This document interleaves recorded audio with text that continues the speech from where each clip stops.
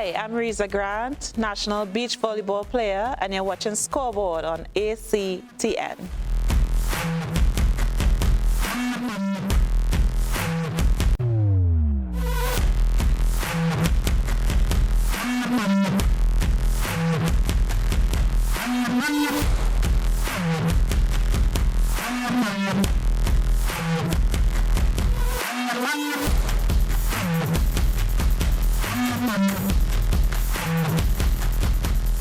Good evening, Trinidad and Tobago. Welcome to another edition of Scoreboard here on ACT, and it's always a pleasure every Tuesday evening between the hours of 8 and 9 where we come to you and we bring to you something relevant in sport in Trinidad and Tobago. Let me introduce my co-host for tonight, Maria. It's a pleasure. You weren't here last week, but good to have you back. Nice to be here. You're on the opposite side of the fence. That's right. Tonight we're going to be talking volleyball, and let me introduce my guest for tonight, Rheeza Grant, a Trinidad and Tobago, how you call it, indoor and outdoor volleyball player. Yes. And now a member of the Trinidad and Tobago Olympic Committee. Yes. Welcome and thanks for coming. Good night, and thank you for having me. Right. Let's talk about volleyball. I know you from, let's say some years ago, when you were at Pleasantville Indoor. That's the first time I saw you actually. Right. Right, but I know you didn't start there. Right, so take us back to when you decided and how you got involved in volleyball. Right. So I've always been involved in sports as a child. So my very first sport was athletics. We used to live in Carenage at that time, and I went to the Carenage Government Primary School, where I take part in athletics.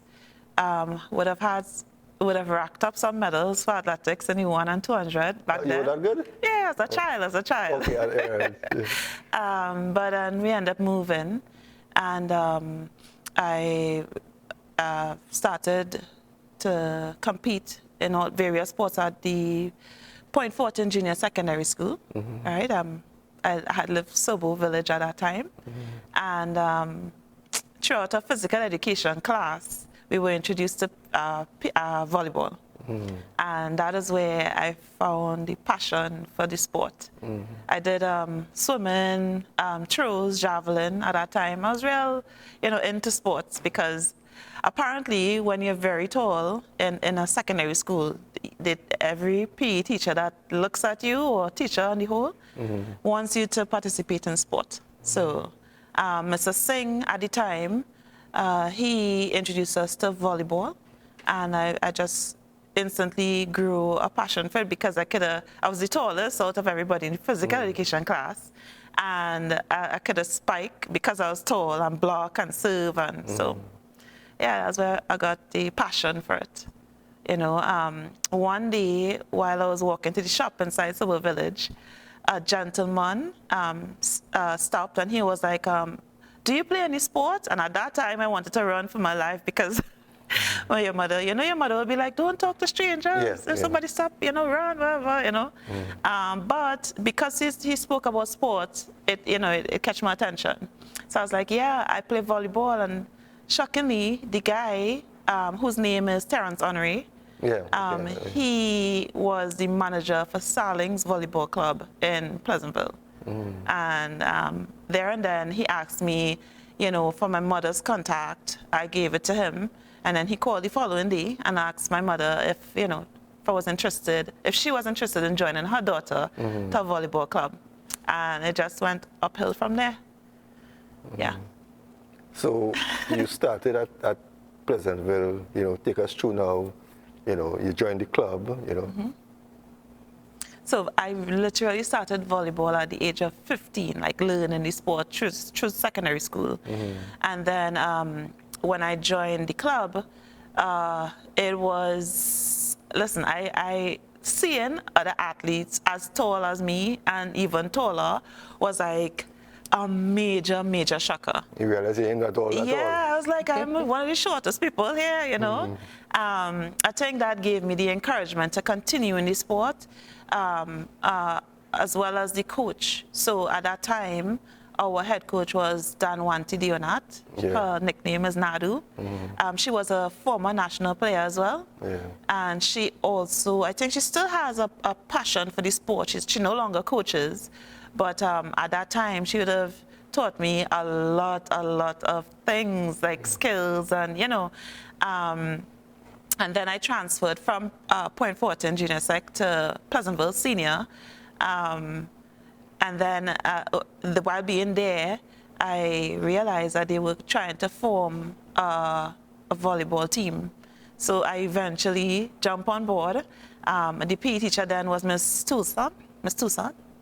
And she wanted me to participate in 2 sports in which I, you know, refused because she's like, you're tall enough to play basketball? I'm like, no, I don't want to play basketball. I only want to play volleyball. And I told her about the club, and what she wanted, she found that I could have contributed more to the school in terms of sport. But because I already had that passion for it, you know, I just wanted to do that sport alone. And I think what I eventually did was join the swimming classes. So I did swimming at that time. Not competitive. Not competitive, Okay. but just, you know, to train, and then a coach, I think was Linky, who was at the St. Michael's swimming pool. He asked me to join their swimming club. And again, I talked him through the whole process of me wanting to stay with volleyball, and he was like, okay, I'm not going to take care. So it was then I was asked to join the national team for training for juniors.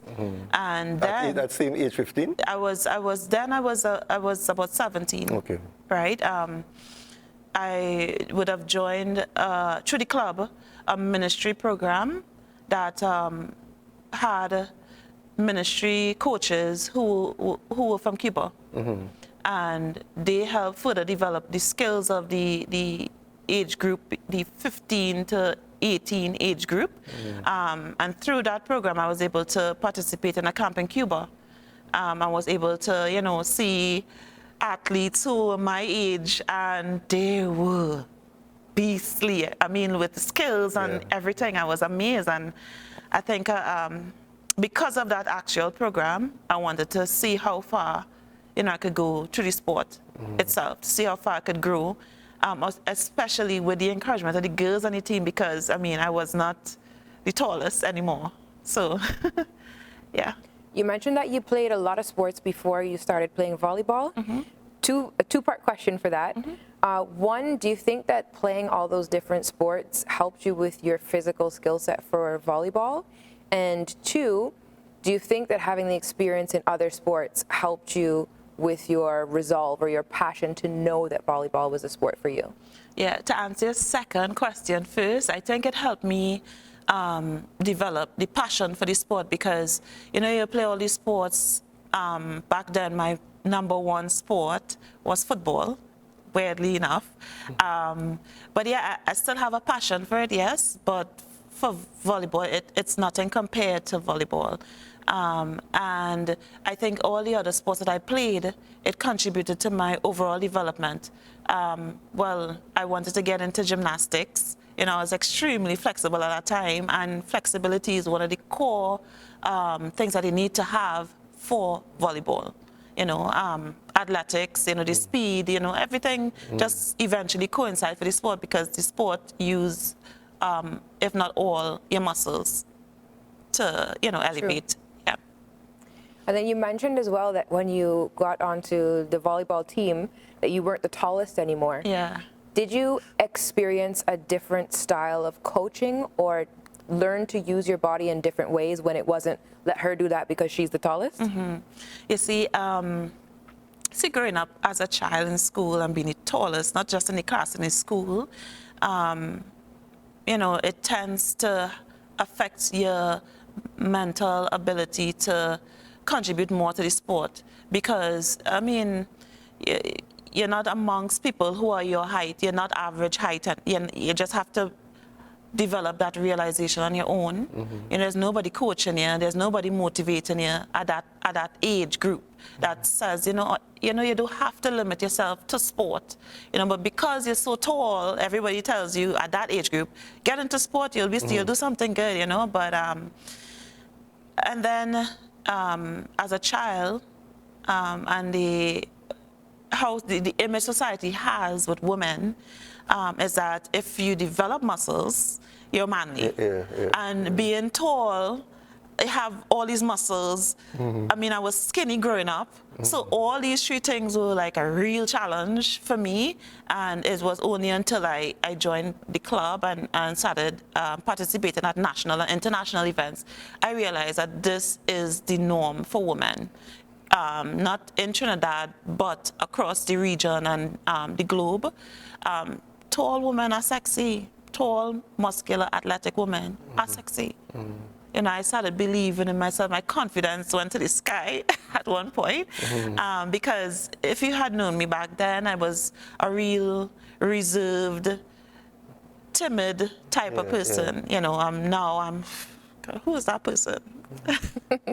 So sports, I think sports do help a lot of women and girls with their personal development. And it's not only the sport alone, is the people that are in the sport, especially if you meet up on a particular group that has girls that are, you know, on the same level as you, wanting the same things as you tend to become a lot more, you know, courageous, you know, and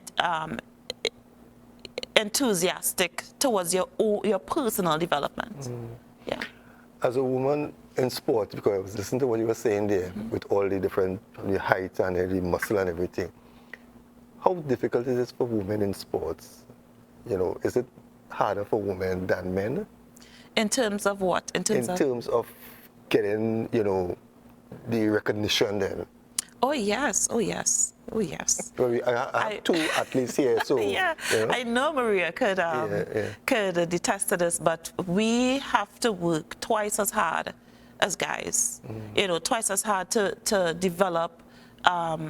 You know, to be the best version of ourselves through the sport, we have to work twice as hard. It's not as though, you know, you're a guy, your name out there, because the media tends to, well, at that time, tends to focus more on the men and their development than women at that time. I still find that the male teams in sports get more media hype than women's teams. Yeah, and that's probably one of the reasons why I gravitated to football and track and field, because of the popularity of seeing all these guys and their performance and their skills, and wanting to, you know, get into what they're doing. Mainstream sports. Yeah, because I wanted, they were like idols to me, and I wanted to get my name out there like them.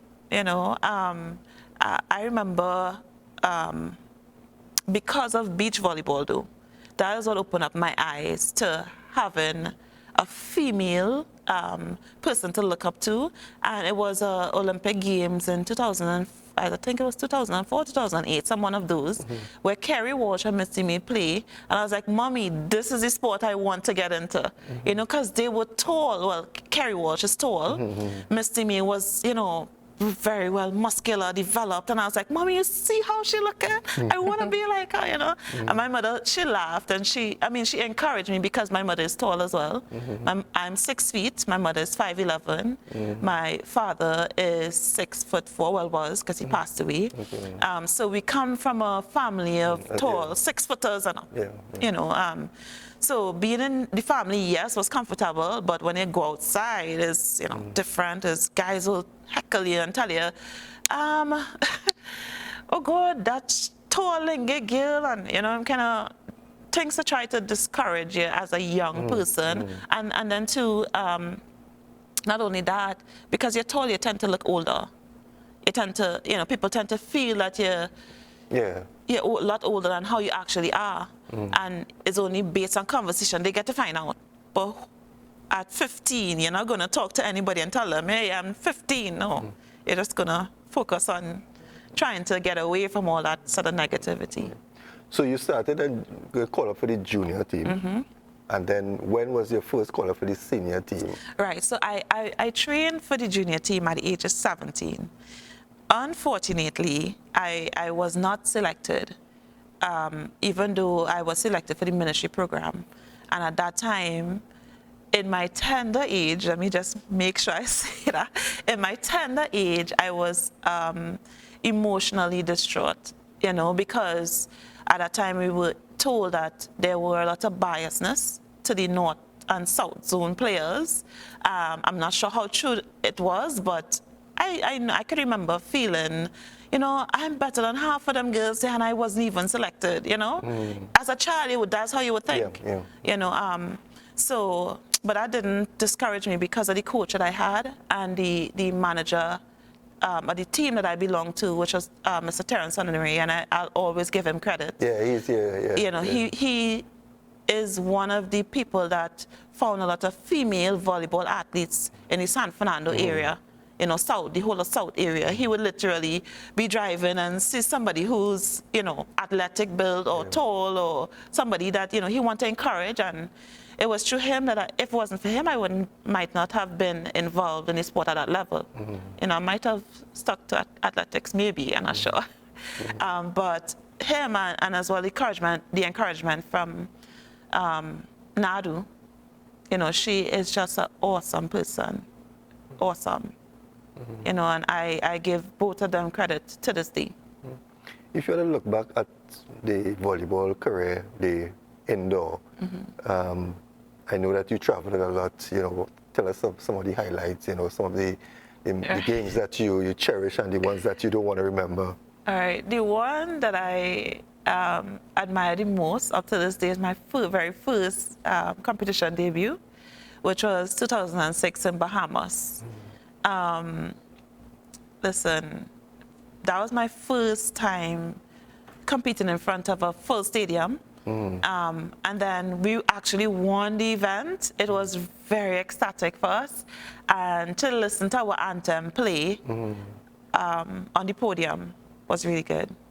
You know, we had a lot of issues for that particular competition, but minus the issues, we overcame everything.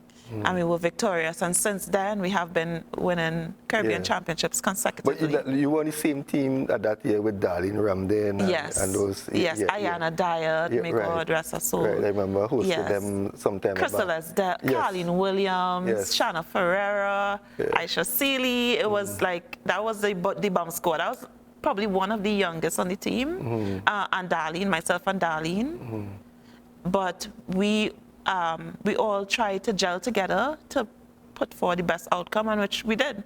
You know, I remember our coach at that time, it was really new, and he further developed our skills. His name was Francisco Cruz. He's still well, now he's the technical director for volleyball. He put us through this Cuban training, which at that time, we weren't accustomed with the training 6 days a week, sometimes twice a day. We were like, yo, we want to go home. We don't want to do this. I mean, because we were accustomed to the 3 days training. And then eventually he showed us a video of the girls that he developed, and they were playing professional volleyball. So that kind of gave us a lot of encouragement and stuff. But through national indoor, I would have competed at in a lot of different Okay, hold that thought for a minute. When we come back, we'll continue. Viewers, we'll be right back after this short break. Right?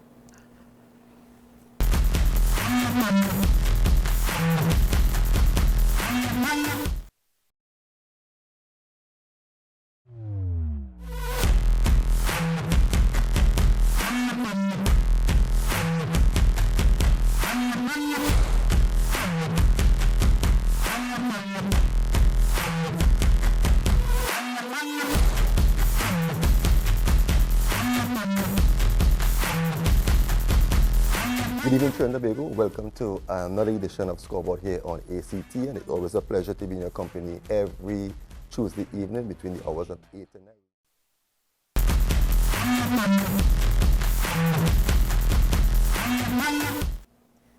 Welcome back. You are watching Scoreboard, and we are here discussing volleyball with Rheeza Grant. Before the break, you were telling us a little bit about your first tournament experience. And you were going to tell us about that was some of the good experiences. You're going to tell us some of the challenges that you've overcome in tournaments. Right. one of the major challenges that we've had was for the Olympic qualifiers, and that was for the one for 2012. At that time, because we were traveling a lot and we lacked getting assistance for physical therapy and all of that, our bodies were a lot overworked.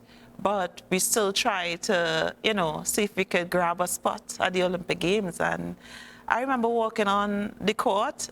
I think it was because of nerves and the whole crowd booing us, you know, because we were playing in their home country. It was Mexico. My mind just went blank. And that was one of the worst games I've ever had because it was so blow, serve the ball. I didn't even see the ball. I can't remember seeing the ball coming to me. The ball flushed my face.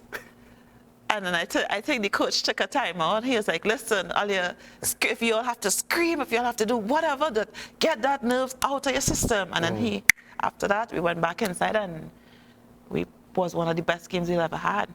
But for me, I felt as though we lost 1 point, and that 1 point could have, you know, made us go to the 2012 Olympic Games. So I felt as though 1 point. Well, yeah. Even though it's a 2-point clear game, but 1 point contributed to the loss. You know, so I felt as though, you know, I let the team down, and I was coming down really hard on myself. And it was our assistant coach at the time, Nicholson Drakes. He saw me crying in the locker room, and he was like, come. He's like, mustn't let them thing get here. Look, we come out and we win the game. We win 2 sets. When last we did that? You know, so you could feel good about yourself because you didn't play bad. It was just that one opening serve.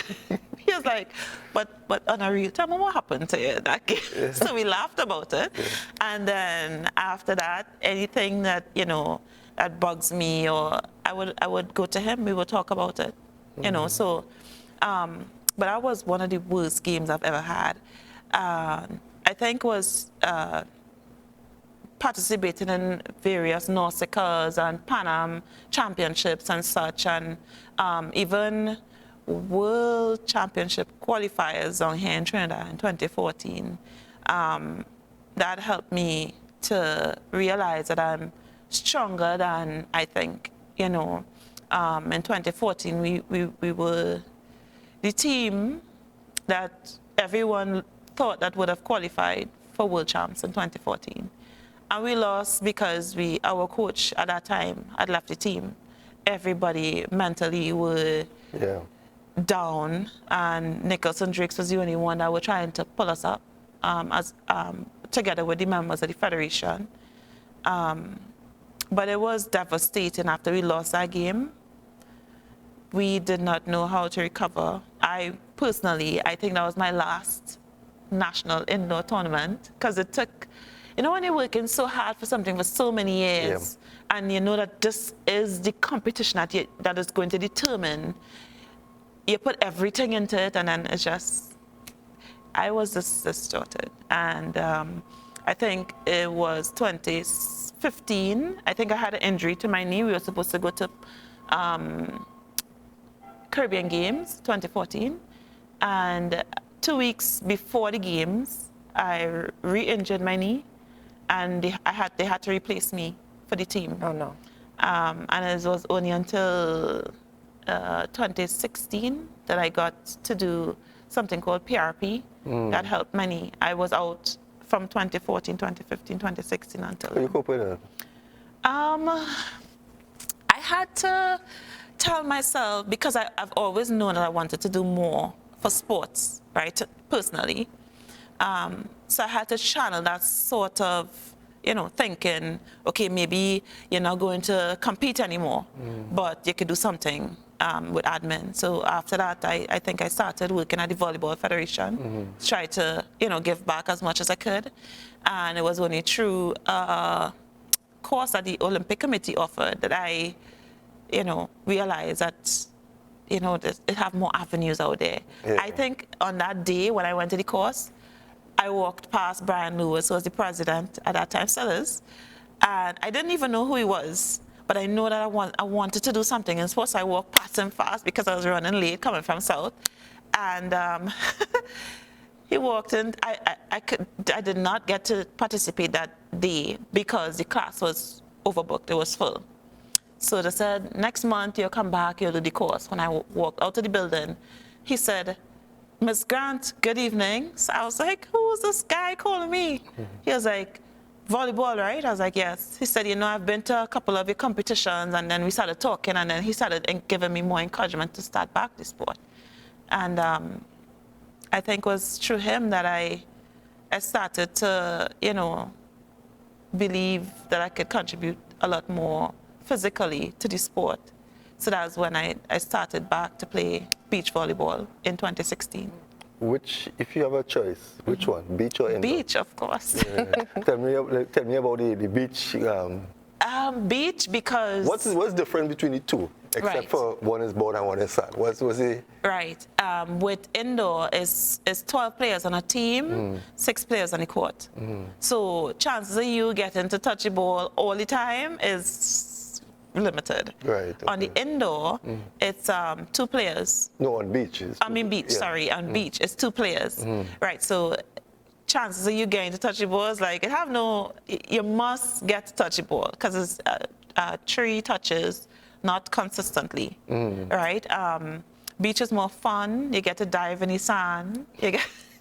You land softer, and it's better when you have injuries. So the jumping, the landing, the dynamics. It's the only tough part of the beach is that you have to be a little more fitter, and the wind play and the sun plays a major role, you know, in your game.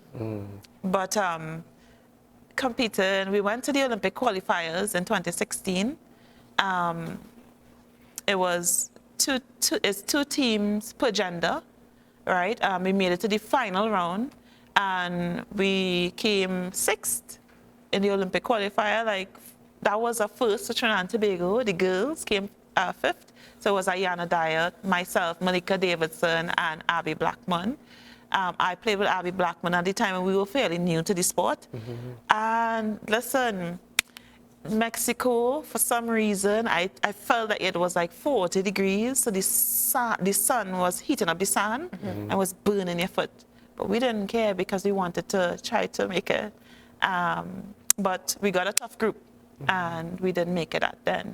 But falling 5 spots short is a great achievement still in a qualifier that you only done for the first time.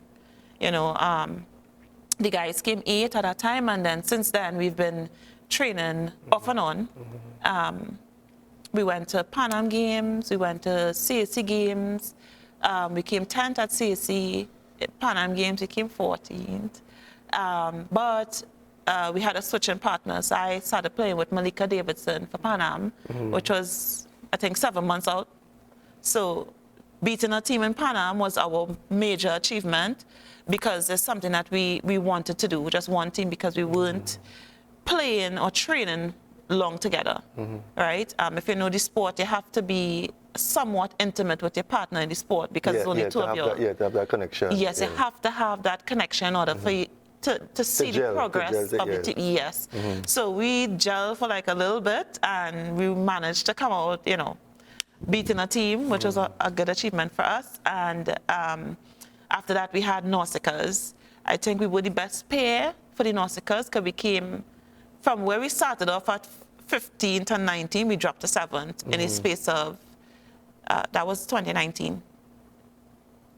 Same Pan Am. So from 14th in Pan Am to 7th in Nausicaa was a major, major accomplishment, and we were heading in a good direction. And then she developed an injury, and we're thinking to continue with our preparation. But I think personally, I like her as a partner. So I'm still. You have not retired yet from. I have not retired yet. To be quite honest, after March and this whole COVID thing, we really tried to see if we could still train and everything. Indoor, of course, COVID regulations. But it was getting a little bit tough because, you know, you're always accustomed to train with a partner. We didn't have a trainer. And my partner, because she was injured, it was hard. And I think I even expressed to the coach and one member of the executive that it's not making sense to me to train because everybody else probably already have identified their partner already. And for me, I'll be going to rip apart a team because I want to, which will be selfish. So we actually talked this week, Malika. She's recovering nicely. So hopefully, if not 2021, our target, because of COVID and because of all the obstacles in between, is literally 2024. So we've gone past the first round. Because of our rank, we bypassed the first round. We're into the second round, which is the semi-final round. The date, we don't know when that is. There's speculations that it's in April, but we haven't sat back training on the whole for beach volleyball. So I highly doubt that, we'll go, might attend, because if we do attend, there's a sanction and all the other regulations. And I believe that we could still make it to the final round, and that should be by May, because there's a cutoff date. So you're sticking with beach volleyball, the indoor, life in indoor is completed, finished? Well, I will be competing in indoor for club. Okay. I am the captain for my team, right, as La Cura, central base team. So I will be competing for club. But in terms of indoor, no. I've done professional volleyball. I think I ticked all the boxes I wanted to tick for indoor. It could have been longer in terms of my professional career for volleyball. But again, because of personal challenges, I decided not to go back out there. Our family had to deal with the death of one of our youngest siblings, my mother's second youngest son, and it took a toll on the family. So it was only until after that I decided, because of a conversation that we would have had, him and I, to get back on the competing level, in conjunction with the support from. We often talk about whether or not our teams have enough competition before the major competitions. Yes. Do you think that while you're trying to find different ways of training and competing within the COVID restrictions, that there's a possibility to set up better preparation for teams in Trinidad and Tobago? Yeah, I think our federation is now trying to put some effort into changing that. Before COVID, we were trained under one coach. And if you know beach volleyball, each team should have their own coach, right? So they're trying to change the dynamics and how we go about with our preparation.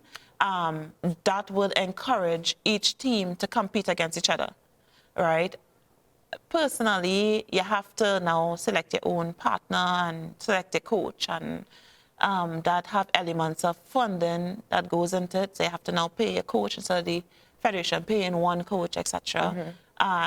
Beach volleyball is not much money put into it, as opposed to all the other sports. Right. So we literally now, as a team, would have to find a revenue if we want to go back for the next 4 years to support coaching program, training program, strength and conditioning, therapy, because if it is that you're training consistently, you're going to get injury. So that plays a major element. The recovery of an athlete, well, Maria would know. So it plays a really, really, really detrimental part of the game. Additional things that we would need is competition. Volleyball is learned by competing.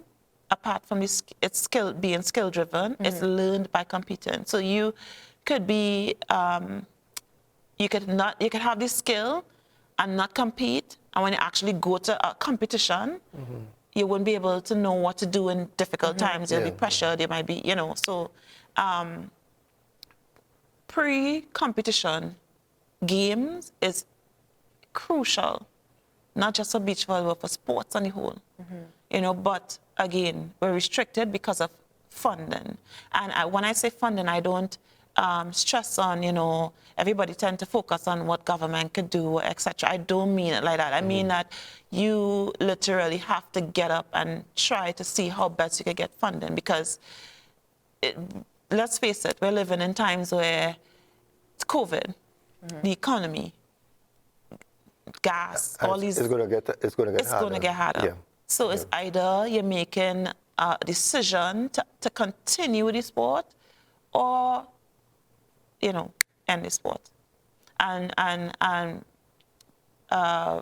I've realized that a lot of athletes like myself are either venturing away from their families because they want to put in that level of dedication and time, you know, and the effort. And there are those that are drifting away from the sport because of COVID, you know, and all the other issues related. I know we have to take another break, but when you come back, I want to talk about how you drift into the Trinidad and Tobago Olympic Committee, and what's ahead for you, because at the end of the day, your career will come to an end sooner or later. Are you going to go into business, into coaching, or what's that next big step for you? So when we come back, we'll chat on that. Great. Viewers will be right back after the short break.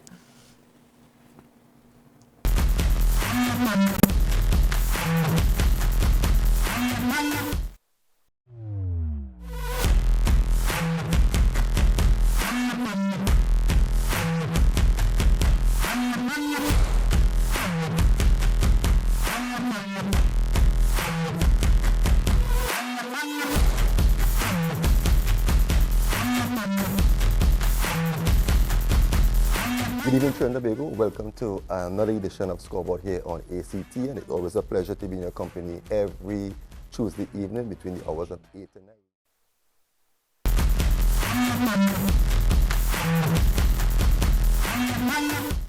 Welcome back, viewers. Welcome back to Scoreboard at ACT, and we're chatting with Rheeza Grant, indoor and outdoor volleyball national player and a member of the Trinidad and Tobago Olympic Committee. Now, is this part where you are involved with the Trinidad and Tobago Olympic Committee, is this another part of the chapter in your life where you move away from the sports into something different? And how did this all come about? Oh yeah, well, since I've known myself, I've always wanted to give back into sport, because I find like I've dedicated so much time and gained so much knowledge as an athlete that I need to give back somewhere.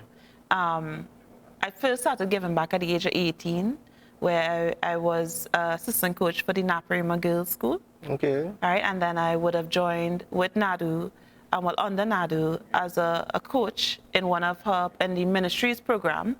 And we coached Barrackpore, we coached at Pleasantville Indoor, so I've been giving back since then. I joined as an employee with the Trinidad and Tobago Volleyball Federation in 2014. And because I love volunteering, right, so I've dedicated time to volunteering at the Olympic Committee as well. And that is where I was introduced to a lot of things. I would have volunteered first at the Olympic Youth Camp, where I would have met Stacy Santana, Jeanette Small, Lovey Santana. I think at that time, Lovey was at the Pan Am Games 2015. And we would have done a lot with the youths throughout the camp. And it was through my working at preparing an Olympic qualifier for beach volleyball while I was injured that I was asked, because the event was put on so nicely, that I was asked to work at the Olympic Committee, you know, and then it just went uphill from there. I was able to, well, now I'm the project officer for athlete services and programs at the Olympic Committee. What's that about? You could... Right, it's my role really is to facilitate and create programs for athletes and support them along their journey. So it could be from putting on a career webinar, a training program, to funding support for coaching. It could even be just pairing an athlete or finding the right sports nutritionists and, directing them to the different avenues that are available to them within the sporting fraternity. I've helped support athletes to get enrolled at the EDPU, which is the Elite Development Performance Unit that's under Sport Company, run by Tobias Utley, right? And numerous other things that, I can't disclose because, apart from that, I've been a part of the marketing committee for the Olympic Committee, and I'm a member of the Trinidad and Tobago Anti-Doping Committee that's run by the Olympic Committee. So a lot of people don't know, because we don't have a national anti-doping committee, with respect to the WADA guidelines, the Trinidad and Tobago Olympic Committee becomes the default NADO. Okay. Right, so there's an internal committee that runs the NADO, default NADO, and I'm a member of that committee. What would you say the transition is like from playing sports to administrating sports? You get to see a different aspect. So as an athlete, you'll be like, oh, they don't even want to give us funding, or we can't. And then on the opposite side now, you realize that why you can't get funding, the other issues related to you getting funding, because you're thinking, you're in your prime, this is the best sport, when our results weren't showing. Our results were strictly regional at that time. And as opposed to other athletes who competed in FIFA World Cup and Olympic Games and World Championship who have medals. And so now, I'm now aware of, what it takes for an athlete to actually gain funding. A lot of people will debate that and say, well, it's better if you put money into development. But when you're at the top and you have, like we say, you have 120,000 US dollars and 52 or 42 sports. Yeah, it needs to share in that. And that 150,000 needs to share across the board. How?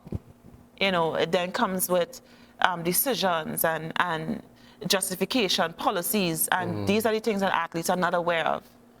So when you're thinking that I submit my application and I ain't hear back, or I submit my application and I get denied, and why? It's because there was somebody better that got that opportunity to, and because of the policies involved. So being on the administrative side really opened up my eyes to a lot of things, especially the TTOC is a governance-driven organization, as well as athlete-centered and marketing. They're strong on governance. So if you don't have your boxes ticked as a national federation, you're not compliant with us.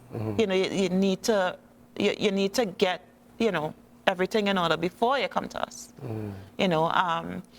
And I believe like now, athletes are becoming aware, because we're now trying to put everything public, communicate by press releases, our website, we're trying to get that information out there. And because we're athlete-centered now, we're trying to educate athletes on all the things that they may need to know if they want to make that transition, not just through or to sport.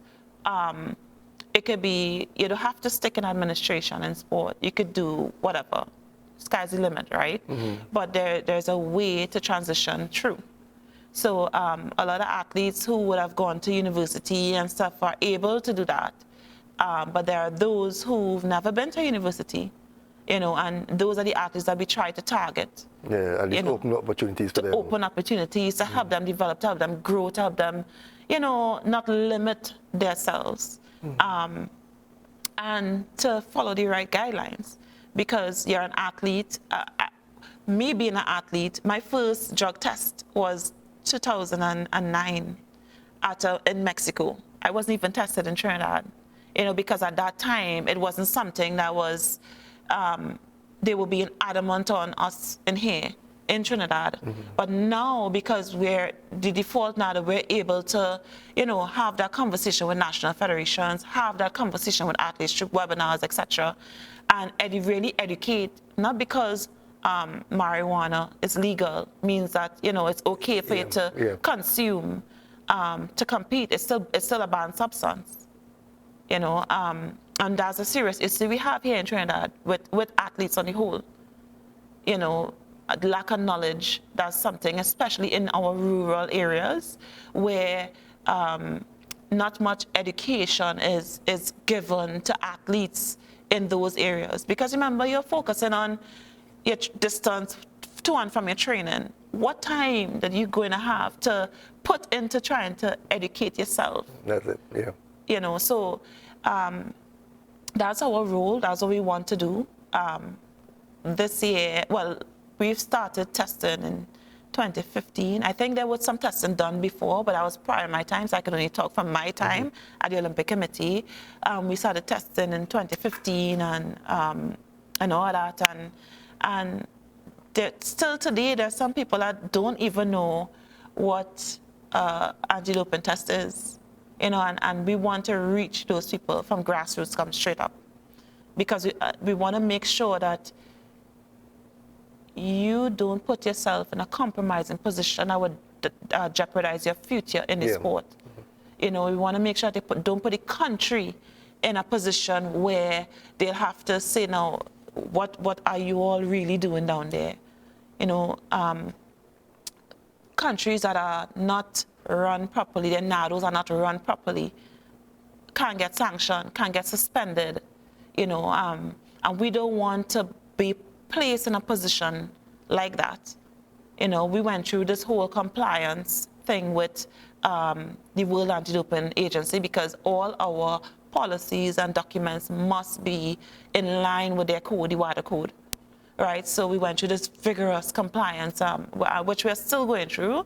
We're 95% complete, right? So, I mean, that's a big, big thing for us. That's kudos for Trinidad and Tobago.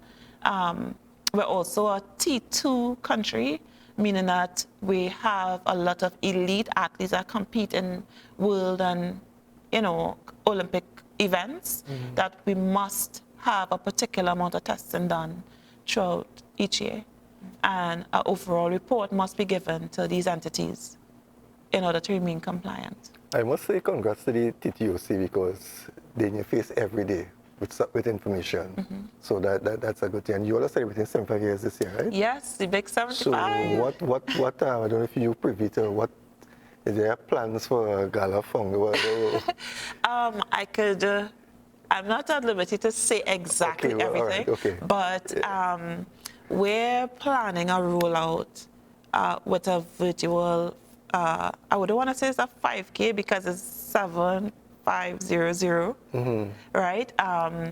But it's supposed to hit across country to encourage people to get active, to stay fit, because at the end of the day, even though it's COVID, you're not going to sit down in front of TV whole day, Yeah, that would create a lot of problems. Well, a lot of people doing that right now, right? Yeah, a lot of people, I mean. And when I say a lot of people, sports people too. Yeah.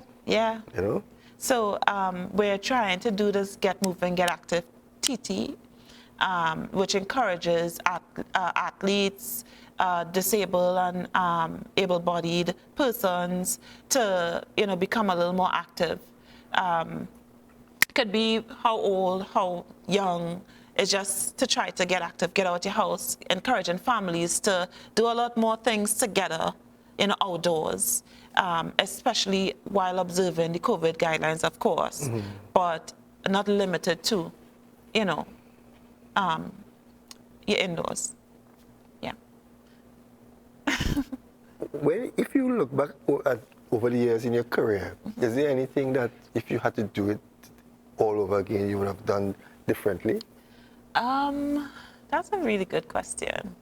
I think while a part of me wanting to say no, I wouldn't have done anything differently, there's a big part of me that says I would do a lot of things differently in terms of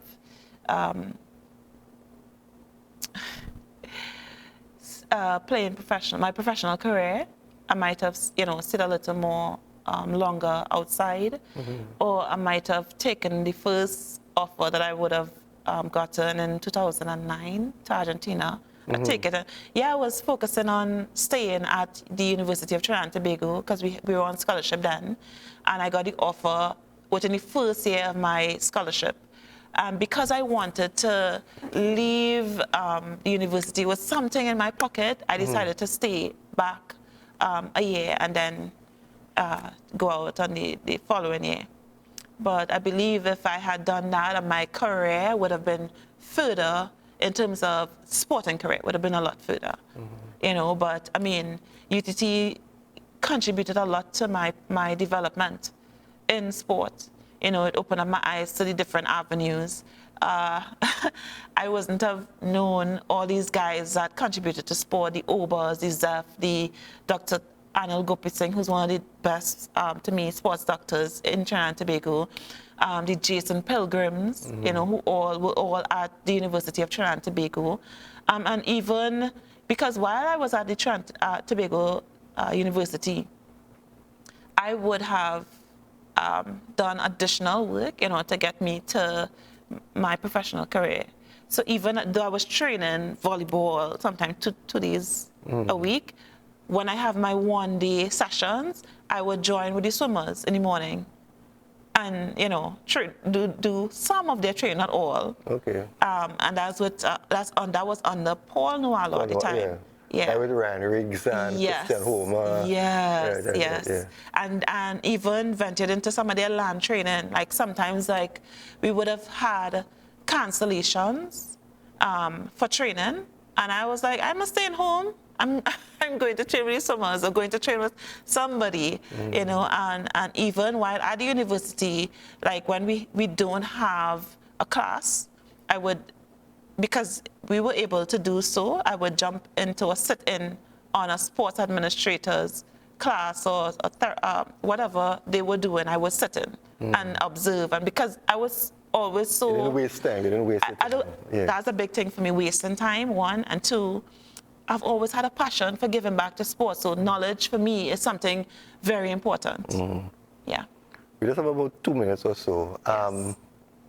If you have to look at the sport of volleyball in Trinidad and Tobago, how do you measure our performance where we are presently to the outside countries? I believe we have natural talent here, right? Luckily, we were able to be best fitted with one of the top world-class coaches. But I believe if we had a facility where it was only for development for volleyball, right, we would have had a lot more athletes in the sport, a lot more professional players in the sport, and not only just a facility, a whole team. Because when you go outside and you realize that they have statisticians, right, they have physiotherapists, they have trainers, they have this whole team behind them. Those people that have that whole team behind them have facilities where they train and they have the support. And they don't have an 8 hours job to go and They don't have an 8 hour job. No. Their 8 hour job is when they go and play professional volleyball and making their millions and giving back to their development, where the process that they pass through. So I believe if we, do something of this sort, a good thing that I've seen in a different country, they place their athletes in military. And because military training goes in conjunction with, the training that you would need as an athlete, it helped. It helped with the progress of their teams. So maybe we might have seen Rheeza in the defense force or the police. Maybe, maybe might have not had all the stress. We seem to be running out of time, but I really want to take this opportunity to thank you very much for coming. I know you were a bit late, but that's okay. Oh boy, yeah, I'm terribly sorry. Right, and we want to wish you all the best in your beach volleyball career and also what you're doing at the TTOC. Thank you. It was a pleasure actually being here. I don't like really doing interviews, but you all made me feel really comfortable, and that's nice. Really appreciate that you all taking the time to, listen and talk, chat with athletes. It's important. Well, Maria, thank you very much. And you'll be here next week, right? Of course. Right. Just want to thank you for spending this time with us. I know we're running out of the time. Remember, there's a repeat tomorrow at 1 p.m. and also on Saturday. And join us next week, Tuesday, right here, same time, same channel. Be blessed and have a good week ahead.